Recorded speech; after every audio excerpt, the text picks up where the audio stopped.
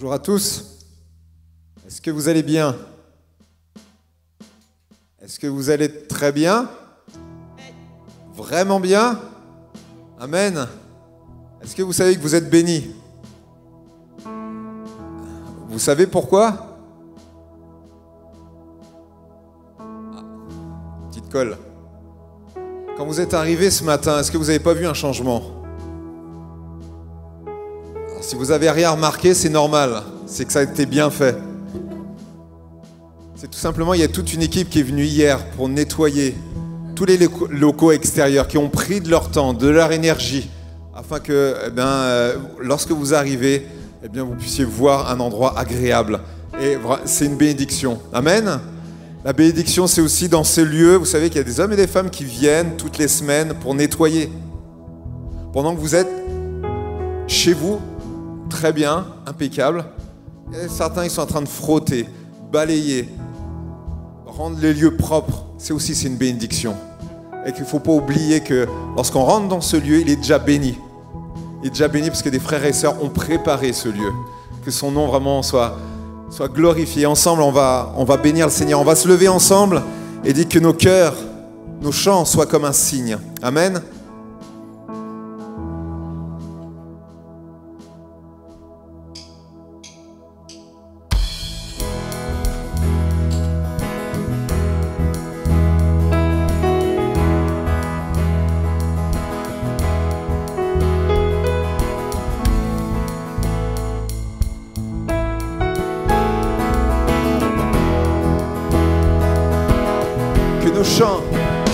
Que nos chants soient comme un signe, nos louanges, un accueil, nous sommes là pour toi.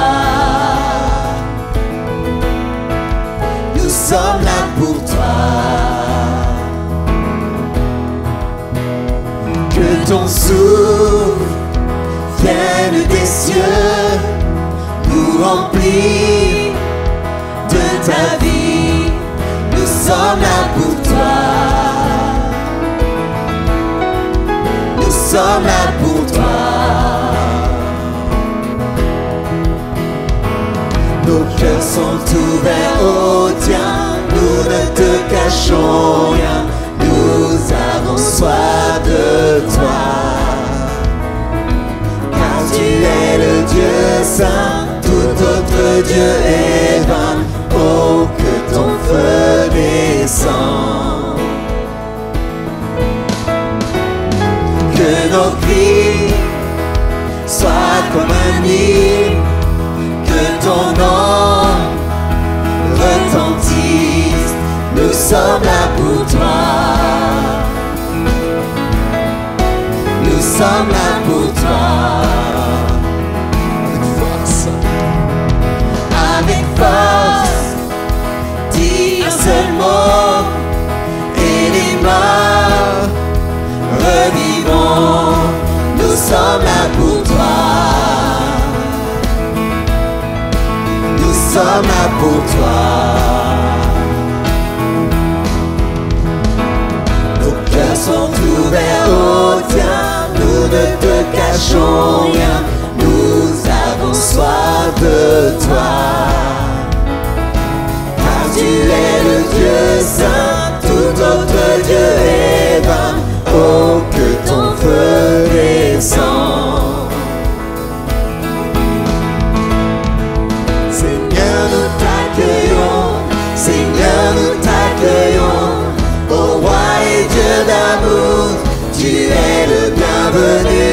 Seigneur, nous t'accueillons. Seigneur, nous t'accueillons. Ô roi et Dieu d'amour, tu es le bienvenu. Que notre cœur t'adore et toute âme s'éveille. Ô roi et Dieu d'amour, tu es le bienvenu.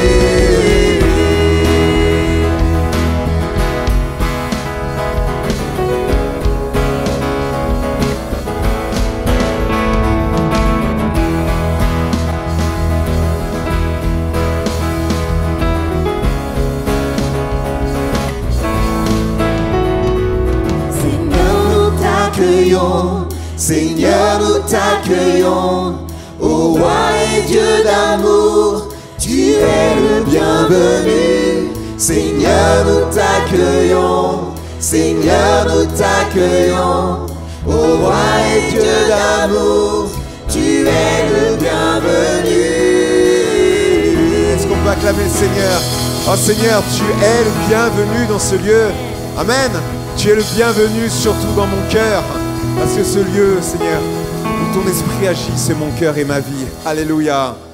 Christ est ma joie. Alors je veux entendre du bruit ce matin.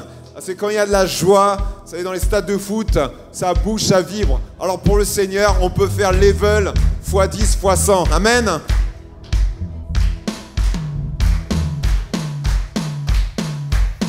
On y va? 1, 2, 3, 4.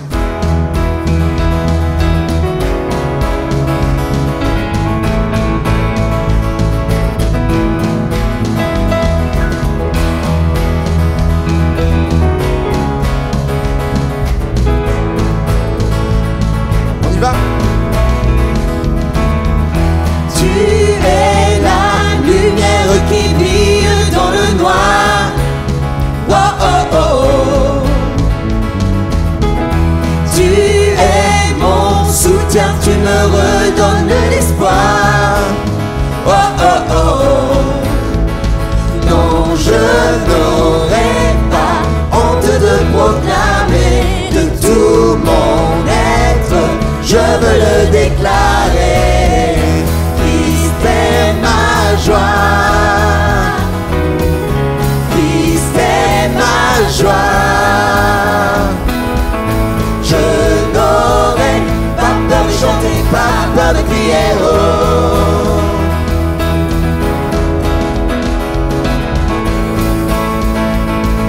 Pourquoi me taire? Pourquoi me taire quand mon âme est accablée? Oh oh oh. En toi j'espère, tu ne failliras jamais. Oh oh oh. Non, je n'aurai pas honte de proclamer de tout mon être. Je veux le déclarer. Christ est ma joie. Christ est ma joie. Je n'aurai pas peur de chanter, pas peur de crier oh. Christ est ma joie. Christ est ma joie. Je n'aurai pas peur de chanter, pas peur de crier oh.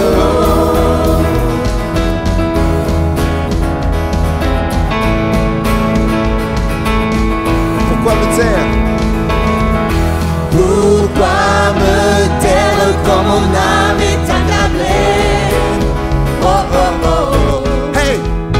Hey! Christ est ma joie. Christ est ma joie. Je n'aurai pas peur de chanter, pas peur de crier oh. Christ est ma joie. Joie. Je n'aurai pas peur de chanter, pas peur de crier, pas peur de chanter, pas peur de crier, pas peur de chanter, pas peur de crier oh. Alléluia! Oh, on n'a pas honte et peur de crier notre amour et notre joie et déclarer que Jésus-Christ vit dans mon cœur. Amen. Que le Seigneur soit béni ce matin. Alléluia. Oh Seigneur Jésus, nous voulons élever ton nom ensemble. Adorons-le, élevons nos mains vers le ciel, déclarons vraiment sa bénédiction sur nos vies, déclarons la bénédiction sur nos familles, sur nos voisins, nos voisines. Vous êtes des personnes qui vont influencer là où vous allez aller, alors que vraiment vous puissiez déclarer vraiment tout ce que Dieu fait dans vos vies. Seigneur, merci encore. Merci parce que ta grâce, ton pardon est sur ma vie, Seigneur. Merci parce que je peux ne pas craindre le lendemain, Seigneur, parce que tu es avec moi jour après jour. Tu mets grâce et bénédiction, Seigneur Jésus. Alors je vais y accéder, je veux les prendre et dire Seigneur, merci. Merci encore, Seigneur, parce que tu Prépare un avenir entre tes mains. Il y a un avenir, le meilleur est entre tes mains, Seigneur Jésus. Que ton nom soit glorifié, Jésus. Alléluia, Jésus. Oh, Jésus. Tu es digne, Jésus.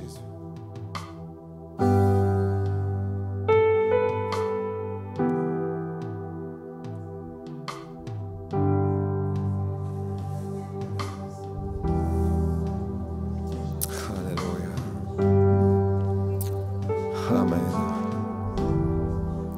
Nous allons préparer nos cœurs à la Sainte Seine, c'est-à-dire au repas du Seigneur, au sacrifice de Jésus-Christ à la croix, qui est mort pour toi, pour chacun ici.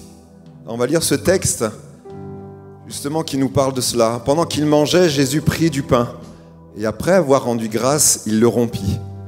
Il le donna aux disciples en disant « Prenez, mangez, ceci est mon corps ».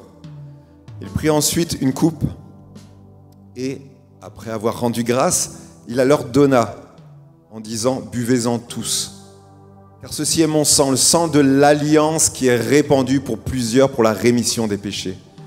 Je vous le dis, je ne boirai plus désormais de ce fruit de la vigne, jusqu'au jour où j'en boirai du nouveau avec vous dans le royaume de mon Père. » Après avoir chanté les cantiques, ils se rendirent à la montagne des Oliviers.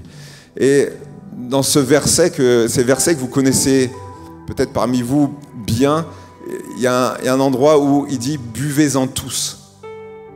Cette invitation est pour chacun et chacune. Tu ne peux pas dire ce matin « c'est pas pour moi ». J'imagine que tu es venu dans ce lieu en sachant qu'il y avait des chrétiens et qu'il y avait un Dieu qui était vivant. Alors, l'accueil de Jésus-Christ est pour toi. Si ce soir tu te dis, moi, non, je m'exclus. Ben non, justement, buvez-en tous. Il t'invite à venir. Si tu te sens pas bien, justement, il t'invite. Si tu vois dans ton cœur que tu as fait des choses qui sont pas belles, tu le sais parce que devant Dieu, tu peux que le savoir par le Saint-Esprit qui vit en toi. Eh bien, viens, buvez-en tous. Et ne vous privez pas de cette bénédiction. Alors que ce matin, justement, c'est pas une coupe de malédiction, une coupe de jugement, une coupe de grâce, de bénédiction, qui t'invite. C'est une invitation à prendre ce repas ensemble. Que, frères qui vont pouvoir venir et préparer cela dès maintenant, que nous puissions dire, Seigneur, moi aussi, je veux participer. Vous savez, Jésus est là. Amen. Jésus est là maintenant. Est-ce que, si physiquement vous le voyez de vos yeux, alors qu'il est là, est-ce que vous direz, moi non, je suis sûr que vous serez les premiers à venir, Seigneur, moi aussi je veux. C'est logique. Le Seigneur est là. Alors ne te prive pas ce matin de cette grâce. Amen.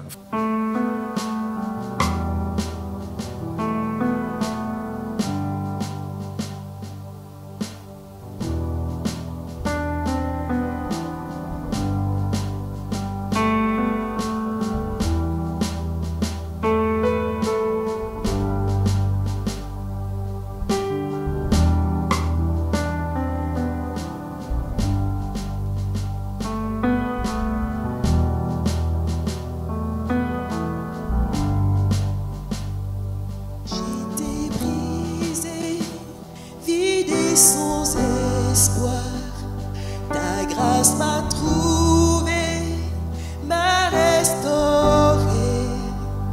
Je n'ai rien à moi, mais tel que je suis, tu me libères,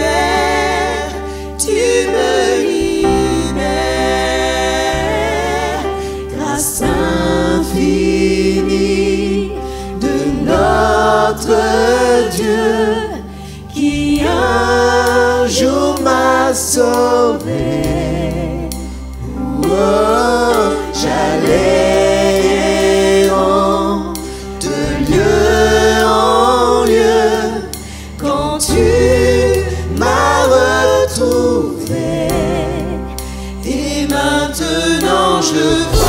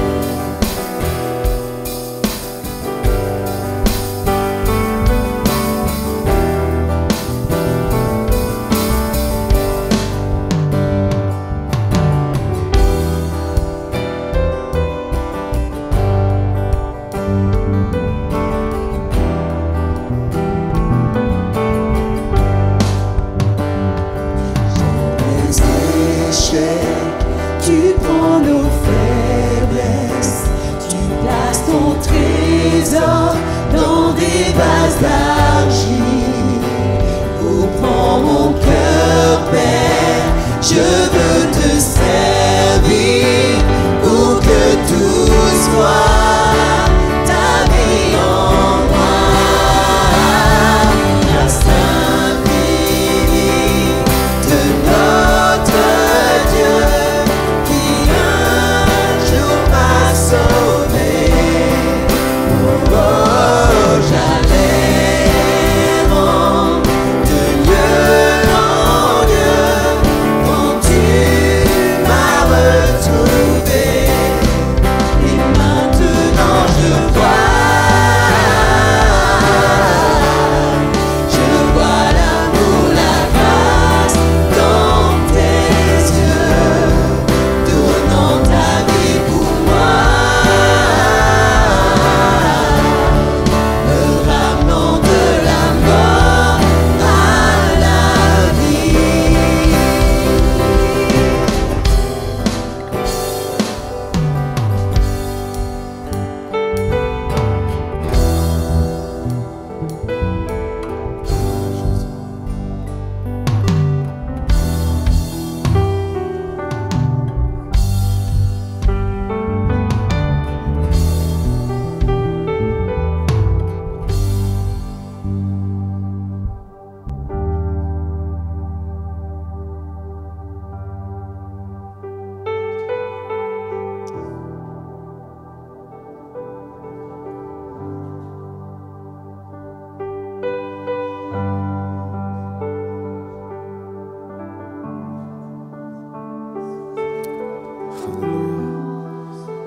Ce dernier chant nous rappelle l'amour de Christ. Sa bonté, sa grâce, sa bénédiction. Et nous, on a envie de bénir le Seigneur en retour. Vous êtes d'accord avec ça? Chacun et chacune, pour ce que vous êtes, parce que vous avez des dons et des talents dans lesquels vous allez donner. Dieu vous a donné des qualités, des compétences. Et il veut vous les voir les multiplier. Alors ne restez pas à 10% de vos capacités. Formez-vous, évaluez.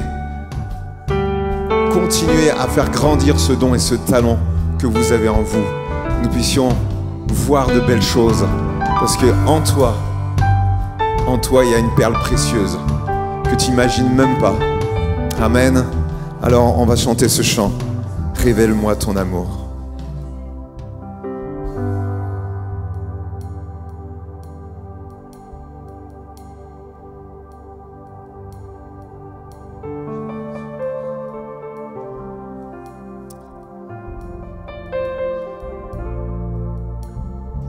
Je ne pourrai jamais t'aimer, comprendre ni réaliser. Je ne pourrai jamais saisir tout ce que tu as dû subir. Viens et ouvre mes yeux, Seigneur. Tu quittes ton trône et ta gloire, brisé pour me donner l'espoir. Tes pieds, tes mains sont les témoins du grand amour qui fut le tien. Viens et ouvre mes yeux, Seigneur. Viens et ouvre mes yeux, Seigneur. Révèle-moi ton amour, révèle-moi ta bonté, que je puisse enfin t'aimer chaque jour. Révèle-moi ton amour, révèle-moi ta bonté, que je puisse enfin t'aimer toujours.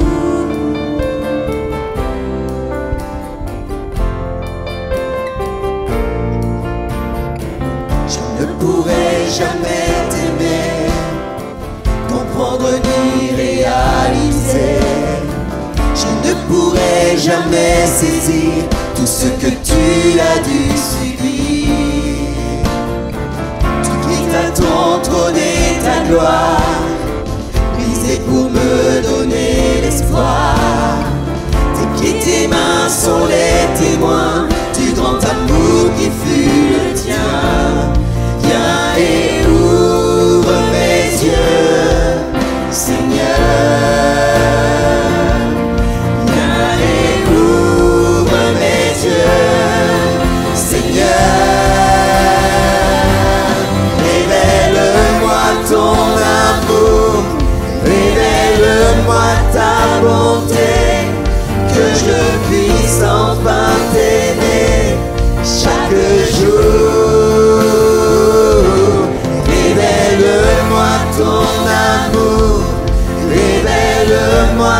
ta bonté, que je puisse enfin t'aimer toujours.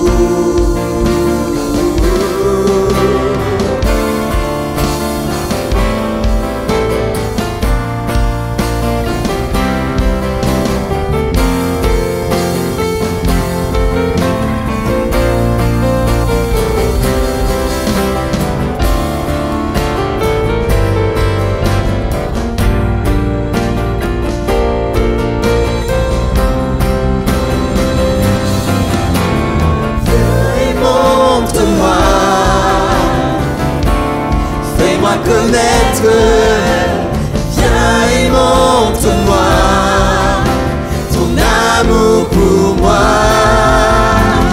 Viens et montre-moi, fais-moi connaître, Seigneur, ton amour pour moi. Viens et montre-moi, connaître, viens et montre-moi ton amour pour moi. Viens et montre-moi, fais-moi connaître, Seigneur, ton amour pour moi. Révèle-moi ton amour, révèle-moi ta bonté, que je puisse enfin t'aimer chaque jour. Révèle-moi ton amour, révèle-moi ta bonté, que je puisse enfin t'aimer toujours.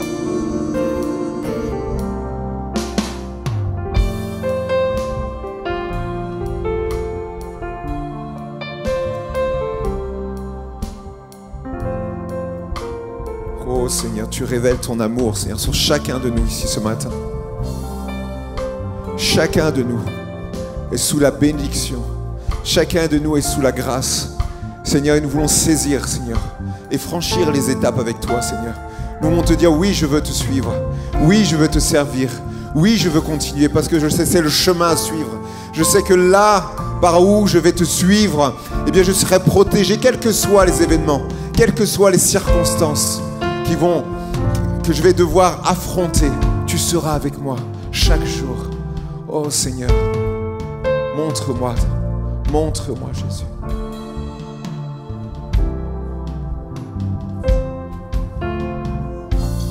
Alléluia.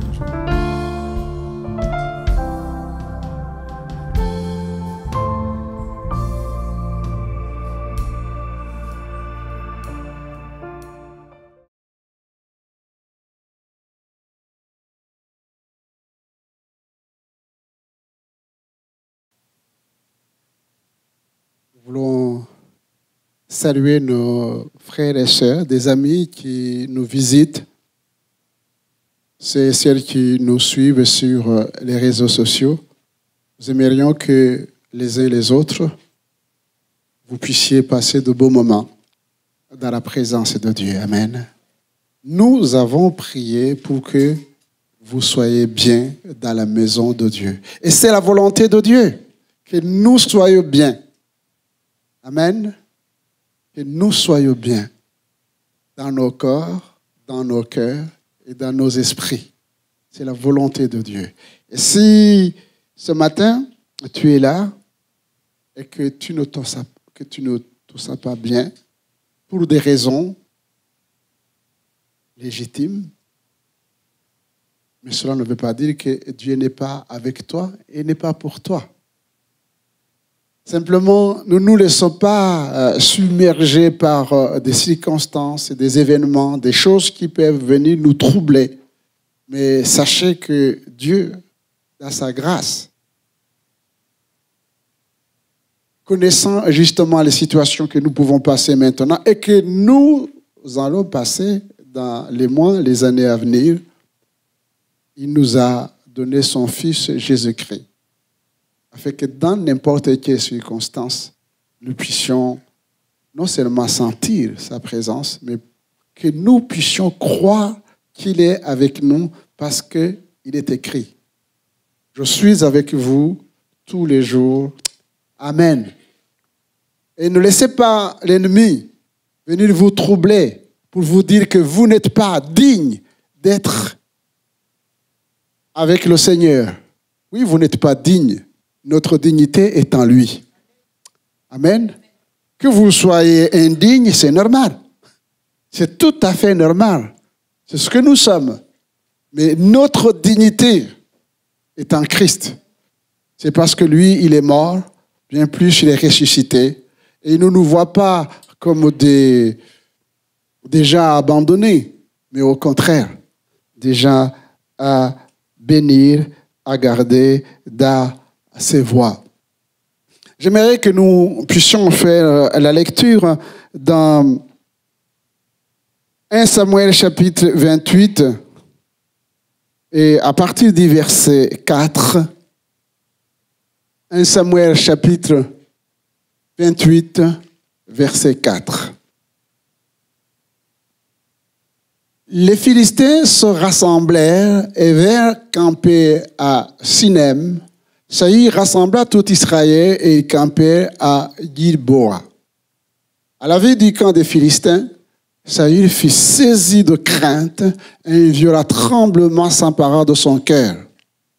Saül consulta l'Éternel et l'Éternel ne lui répondit point, ni par des songes, ni par les rimes, ni par les prophètes. Et Saül dit à ses serviteurs, « Cherchez-moi une femme qui invoque les morts et j'irai la consulter. » Ses serviteurs lui dirent, « Voici à Endor, il y a une femme qui invoque les morts. » Alors Saül se déguisa et prit d'autres vêtements. Il partit avec 2 hommes. Ils arrivèrent de nuit chez la femme. Saül lui dit, « Prédis-moi l'avenir en invoquant un mort et fais-moi monter celui que je te dirai. » La femme lui répondit, « Voici, tu sais ce que Saül a fait, comment il a retranché du pays ceux qui invoquent les morts et ceux qui prédisent l'avenir. Pourquoi donc tends-tu un piège à ma vie pour me faire mourir? » Saül lui jura par l'Éternel en disant, « L'Éternel est vivant et ne t'arrivera point de mal pour cela. » La femme dit, « Qui veux-tu que je te fasse monter? » Et il répondit, « Fais-moi monter Samuel. » Lorsque la femme vit Samuel, elle poussa un grand cri et elle dit à Saül, « Pourquoi m'as-tu trompé? Tu es Saül. » Le roi lui dit, « Ne crains rien, mais que vois-tu? » La femme dit à Saül, « Je vois un Dieu qui monte de la terre. » Il lui dit, « Quelle figure a-t-il? » Et elle répondit, « C'est un vieillard qui monte et il est enveloppé d'un manteau. » Saül comprit que c'était Samuel. Il s'inclina le visage contre terre et se prosterna. Samuel dit à Saül, « Pourquoi m'as-tu troublé? » En me faisant monter, Saül répondit, « Je suis dans une grande détresse. Les Philistins me font la guerre et Dieu s'est retiré de moi. Il ne m'a pas répondu ni par les prophètes, ni par des songes. Et je t'ai appelé pour que tu me fasses connaître ce que je dois faire. » Samuel dit, « Pourquoi donc me consultes-tu? Puisque l'Éternel s'est retiré de toi et qu'il est devenu ton ennemi. L'Éternel te traite comme je te l'avais annoncé de sa part. L'Éternel a déchiré la royauté d'entre tes mains. Il a donné à un autre, à David. Tu n'as point obéi à la voix de l'Éternel et tu n'as point fait sentir à Amalek l'ardeur de sa colère. Voilà pourquoi l'Éternel te traite aujourd'hui de cette manière. Et même l'Éternel livrera à Israël avec toi entre les mains des Philistins. Demain, toi et tes fils, vous serez avec moi, et l'Éternel livrera le cas d'Israël entre les mains des Philistins. Amen. Je ne vais pas traiter la question de l'occultisme, mais je vais rester dans ce que j'ai commencé à partager avec vous il y a 2 semaines, notamment en prenant la parole de l'apôtre Paul adressée aux chrétiens de Galates, chapitre 3, chapitre 5. Et il a posé cette question, et je me suis posé cette question.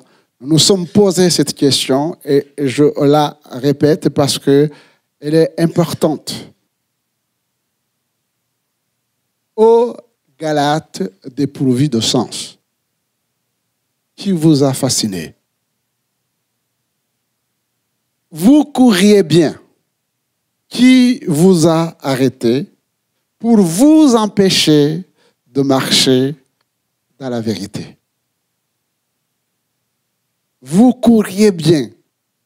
Qui vous a arrêté pour vous empêcher de marcher dans la vérité? Et avant d'aller plus loin, chers frères et sœurs, c'est ce combat que nous menons tous. Même si je me suis servi de l'Ancien Testament, c'est que nous avons un ennemi. Cet ennemi existe depuis la création du monde. Cet ennemi, c'est le diable. Il s'incarne de plusieurs manières. C'est pour nous empêcher de faire la volonté de Dieu, d'accomplir les projets de Dieu. Et l'apôtre Paul pose cette question. Vous avez bien commencé. Vous avez bien commencé. Et nous avons dit que Saül a bien commencé. C'était un homme humble. C'était un homme humble. Et Samuel, le prophète, lui a dit même, quand tu étais petit à tes yeux, Dieu ne t'a-t-il pas choisi pour que tu deviennes roi d'Israël? Il était petit à ses yeux. Il se considérait même comme, j'allais dire, sans importance, même dans le cadre de sa famille. Humble, obéissant, jusqu'à obéir même à ses propres serviteurs. Compatissant, miséricordieux, quand il est devenu roi et que plusieurs l'ont méprisé, sachant qu'un roi a tout pouvoir, y compris le pouvoir de mettre à mort quelqu'un qui le méprise. Mais Saül n'a pas mis à mort, n'a pas emprisonné ceux qui n'ont pas voulu le suivre, alors qu'il est choisi par Dieu et que l'onction loyale a été faite selon les normes voulues par Dieu, par le prophète Samuel. Il a combattu les Philistins. Comme nous combattons le péché. Il a remporté les victoires, comme nous avons remporté les victoires. Je rappelle, chers frères et sœurs, que nous sommes sauvés par grâce. Amen. Nous sommes sauvés par grâce. Nous ne sommes pas sauvés par nos œuvres. Nous ne sommes pas sauvés parce que nous sommes assidus à l'église, que nous venons à la prière tous les jours.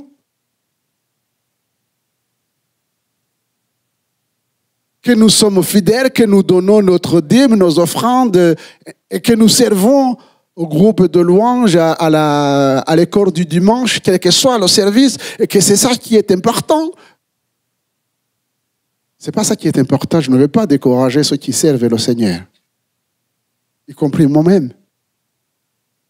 Ce n'est pas le fait que je prépare les messages et que je prêche que je suis quelqu'un. Mais je suis quelqu'un parce que Christ vit en moi. Je disais que notre dignité est en Christ. Nous valons quelque chose parce que Christ est en nous. Et ça, c'est une grâce. Et le diable cherche toujours à nous éloigner de cette faveur que Dieu nous a accordée. Nous sommes sauvés par grâce. Et si, dans sa bonté, le Seigneur nous a fait grâce, il est venu dans nos vies, alors qu'il est saint, qu'il est puissant, parce qu'il sait que nous sommes que de l'argile faible, et que nous avons et nous aurons toujours besoin de lui, chers frères et sœurs. Alors pourquoi nous nous condamnons? Pourquoi nous cherchons toujours à mettre en avant les œuvres plutôt que de marcher selon l'esprit? Il a remporté les victoires, Saül. Mais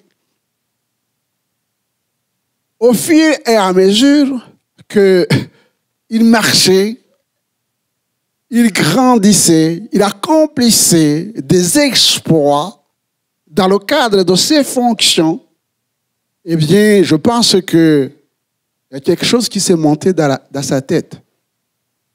Il a oublié qu'il était tout simplement un instrument entre les mains de Dieu. Et nous voyons qu'il va recevoir les ordres de la part du prophète Samuel, mais des recommandations venant de Dieu. Mais il n'a pas obéi.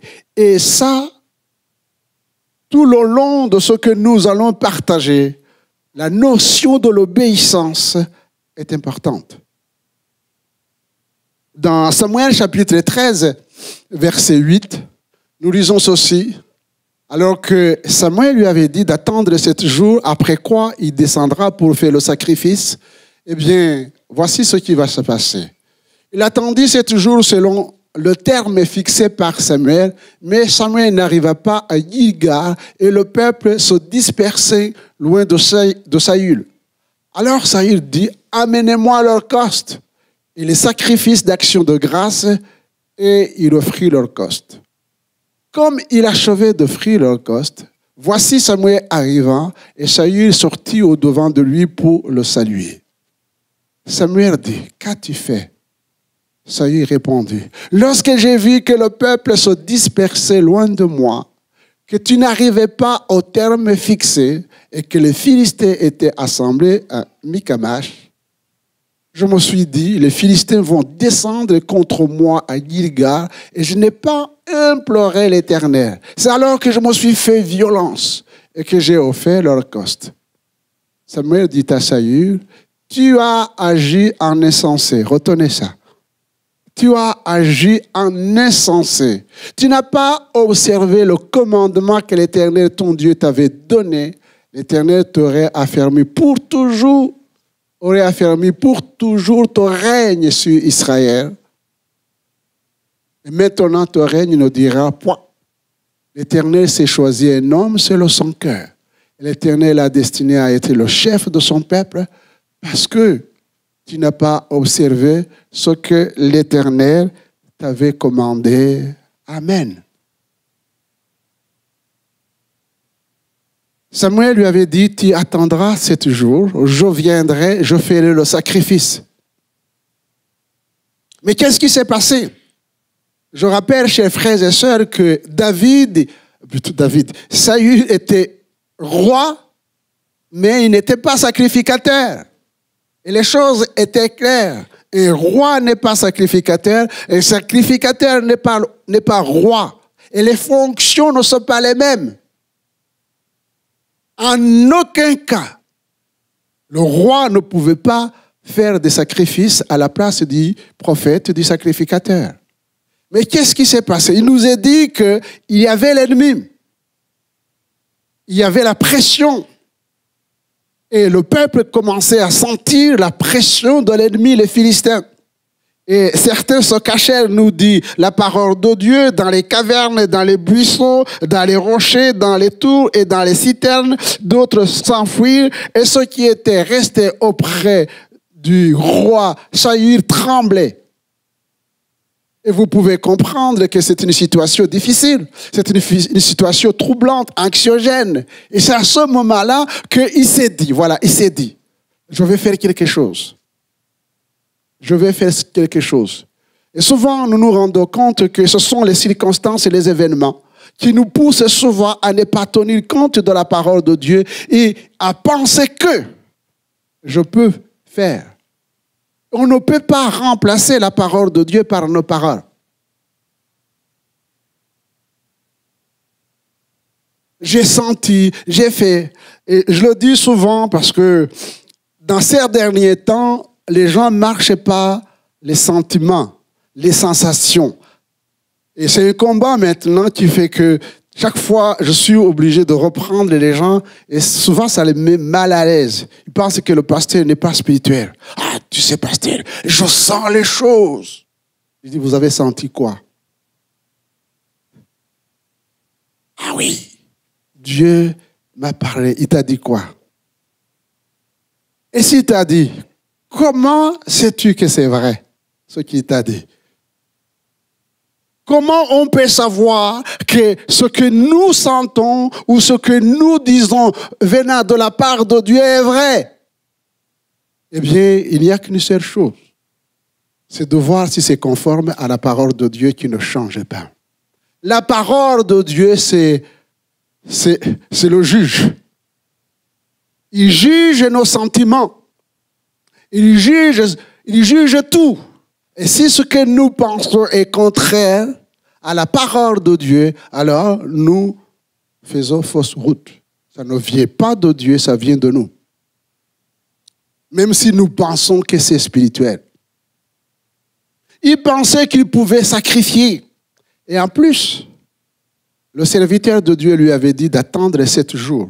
Et ce n'était pas terminé, puisqu'au moment où il a fini de sacrifier, Samuel était là.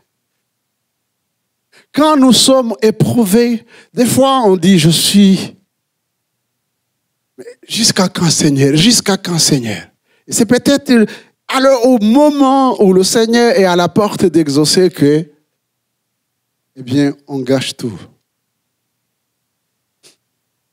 Bien sûr, je précise que Dieu, ce n'est pas un Dieu qui a un bâton pour venir et taper dessus. Non, il est compatissant et miséricordieux. Mais cela nous montre les limites de l'humanité qui est à nous.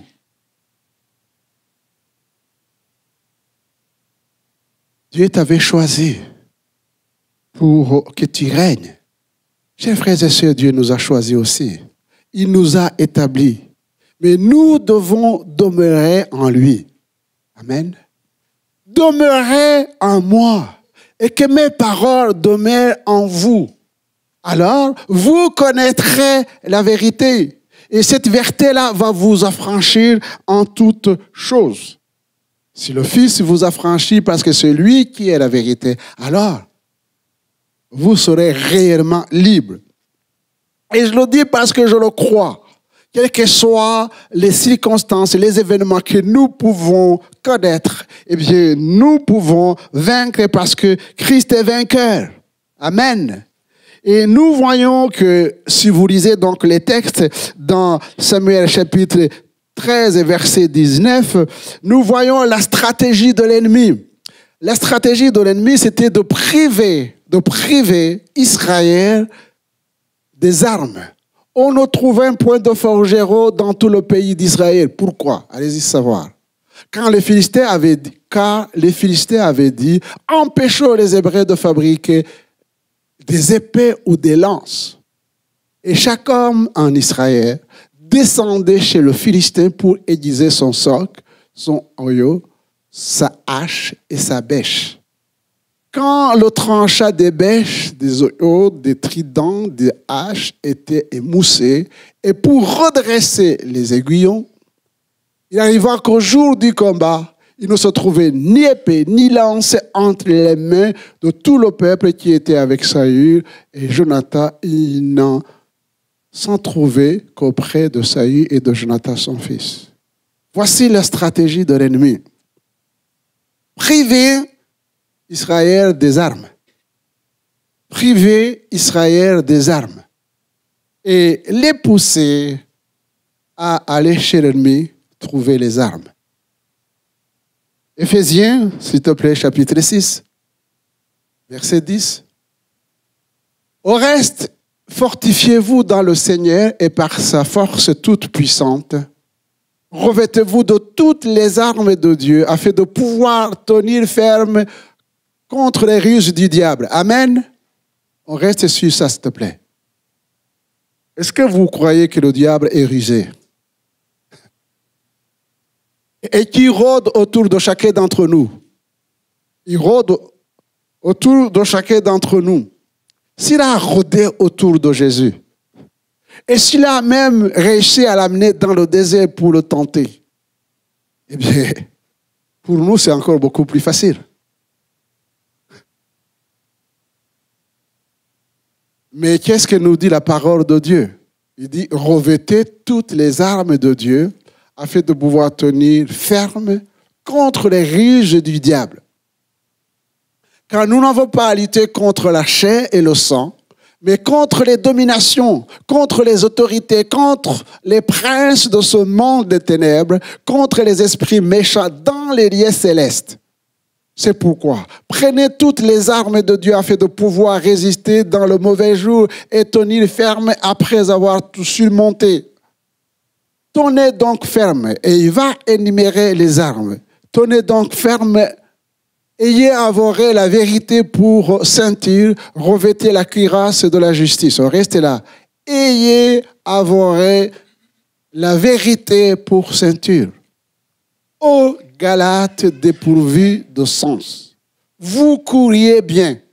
Qu'est-ce qui vous a arrêté pour vous empêcher de marcher dans la vérité?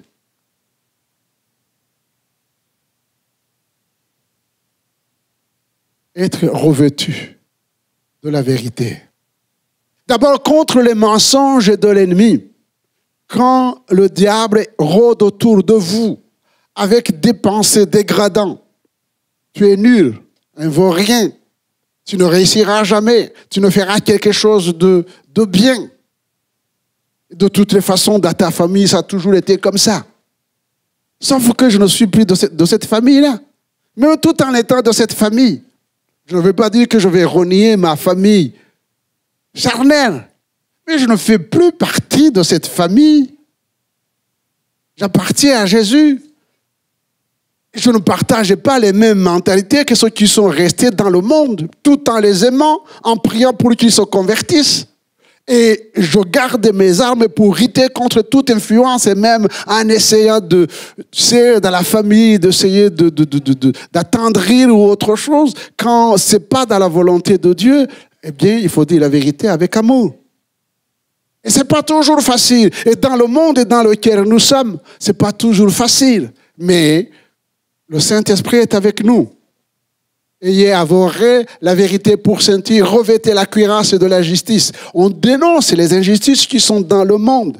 Mais pour ma part, je ne pense pas que Dieu nous a appelés à prendre les armes charnelles pour aller combattre les injustices.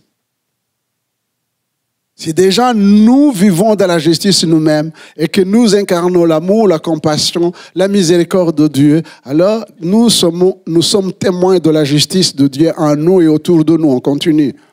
Mettez pour chaussure à vos pieds le zèle que donne l'évangile de paix.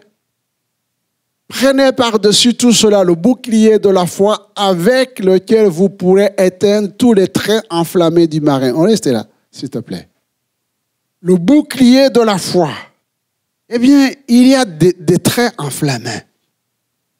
Lancés par l'ennemi pour essayer que nous puissions quitter la foi.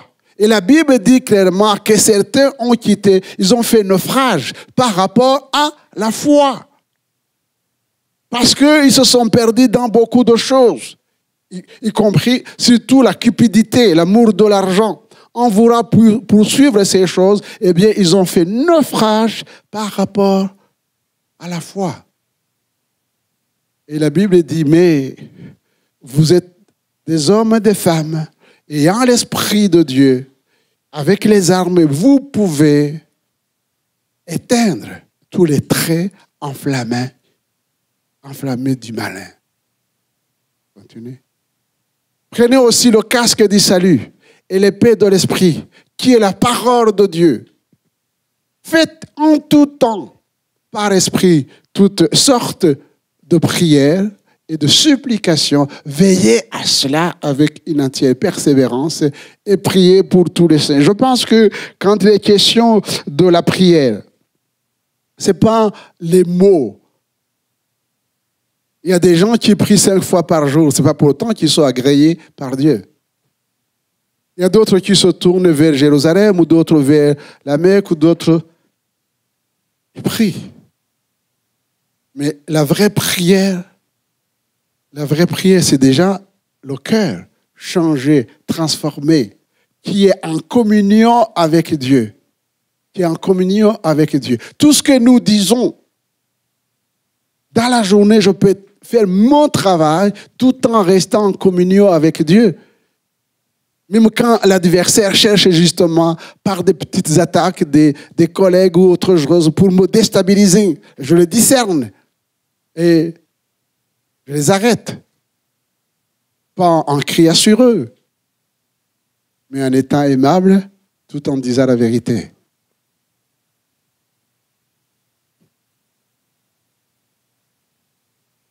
Il nous a dit que, en lisant ces textes, que Saül,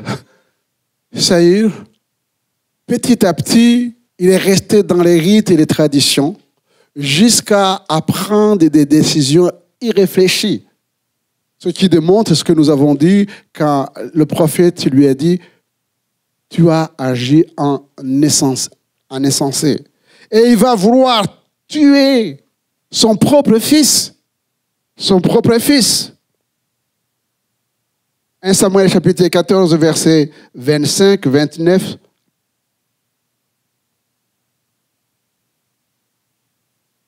Jonathan vient de remporter la victoire par l'assistance de Dieu, par le Saint-Esprit. Il n'était pas au courant de ce que son père avait fait faire au peuple. Et voilà ce qui va se passer. Tout le peuple était arrivé dans une forêt où il y avait du miel à la surface du sol.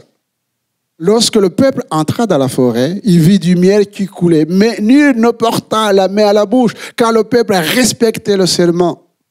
Jonathan ignorait le serment que son père avait fait faire au peuple. Il avança le bout du bateau qu'il avait à la main, le plongea dans un rayon de miel, il ramena la main à la bouche et ses yeux furent éclaircis. Alors, quelqu'un du peuple lui adressa la parole, dit, ton père a fait jurer le peuple en disant, maudit soit l'homme qui prendra de la nourriture aujourd'hui. Or, le peuple était épuisé. Et Jonathan dit, mon peuple trouble le peuple. Mon père trouble le peuple. Tu as agi en insensé. Son propre fils, voyant ce que son père fait, il arrive à cette conclusion et le Seigneur va lui donner raison. Parce que lui, il marchait selon l'Esprit de Dieu. Jonathan. Au verset 43, Saül dit à Jonathan, déclare-moi ce que tu as fait.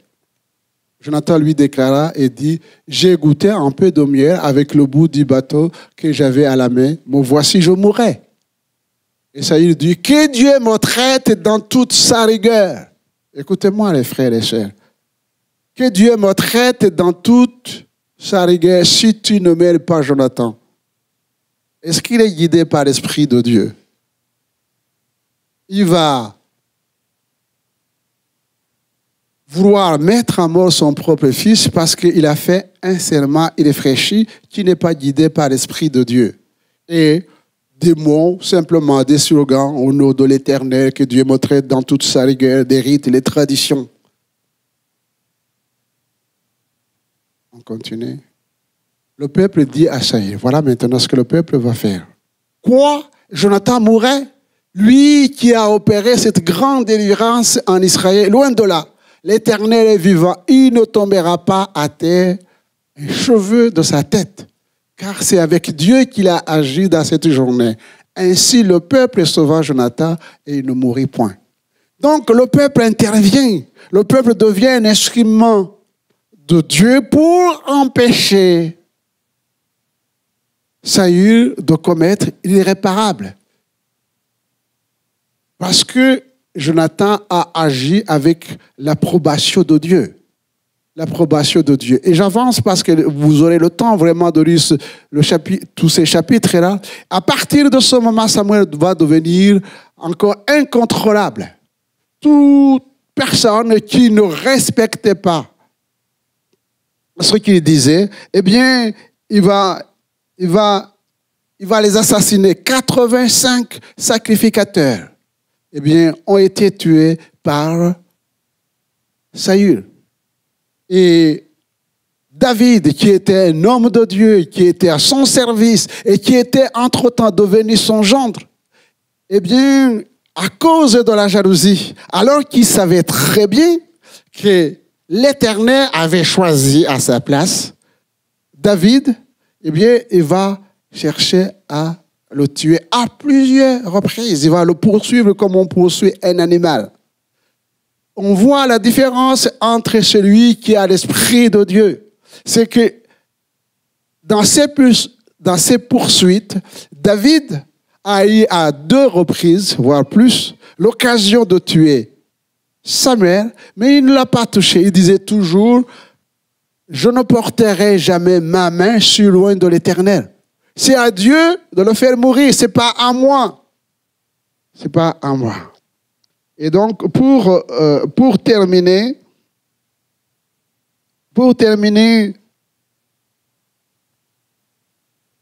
je dirais 2 Pierre 18, 22. Rejeté, nous l'avons lu ensemble. Samuel, entre-temps, il est mort. Là, il n'a plus personne. Il a tué les sacrificateurs. Et il n'a pas la réponse de Dieu. Il n'y a pas les prophètes. Or, si vous lisez bien, quand il était jeune, roi obéissant, il avait mis en pratique Deutéronome chapitre 18, verset 9 et suivant. Il avait éradiqué ceux qui consultent, ce qu'on appelle les devins, qui consultent les morts et les esprits de mort. Et voilà maintenant qu'il retourne lui, parce qu'il n'a pas de réponse, il va chercher la réponse chez une femme qui interroge les esprits de mort.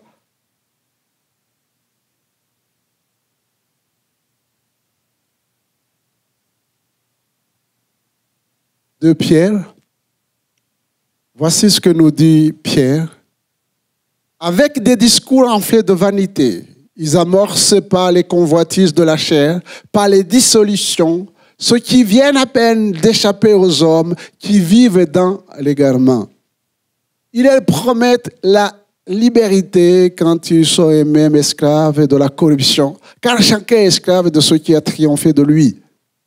En effet, si après s'être retirés des souillures du monde, par la connaissance du Seigneur et Sauveur Jésus-Christ, ils s'y engagent de nouveau et sont vaincus, leur dernière condition est pire que la première.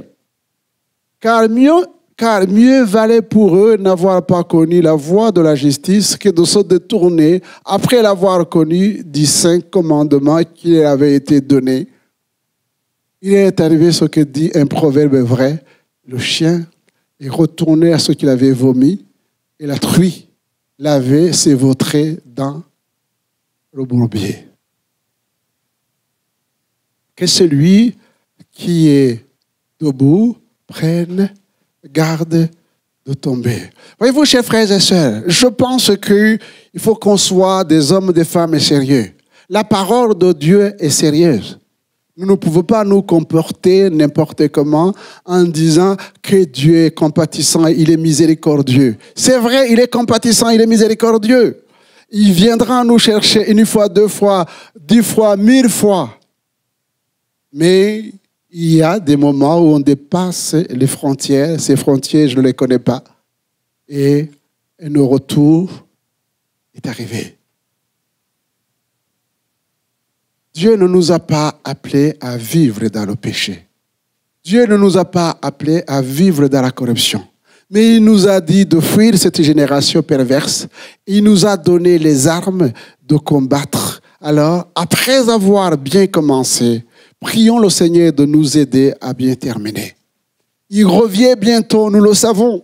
Alors, cela va nous encourager encore à chercher sa face et et à laisser l'Esprit de Dieu rendre le témoignage à notre esprit que nous sommes enfants de Dieu et que nous sommes approuvés par Dieu dans ce que nous disons et nous faisons, que son nom soit glorifié. Amen. Prions le Seigneur. Nous te sommes reconnaissants, notre Dieu et notre Père, pour ton amour infini manifesté dans le don de ton Fils Jésus-Christ, qui est mort pour que nous soyons libérés, Seigneur, de la prise du péché. Merci parce qu'à la croix, tu as brisé les liens de l'iniquité. Tu as brisé les chaînes qui nous tenaient. Tu nous as rendus libres, Seigneur. Nous te bénissons parce que tu ne nous as pas laissés orphelins. Tu nous as donné ta parole, Seigneur. C'est une lumière sur notre sentier. Tu nous as donné ton esprit, Seigneur, qui nous montre nos faiblesses et qui nous pousse sur le chemin de la repentance. Merci de nous bénir les uns les autres, Seigneur, afin que nous puissions toujours te glorifier dans le nom de Jésus. Amen.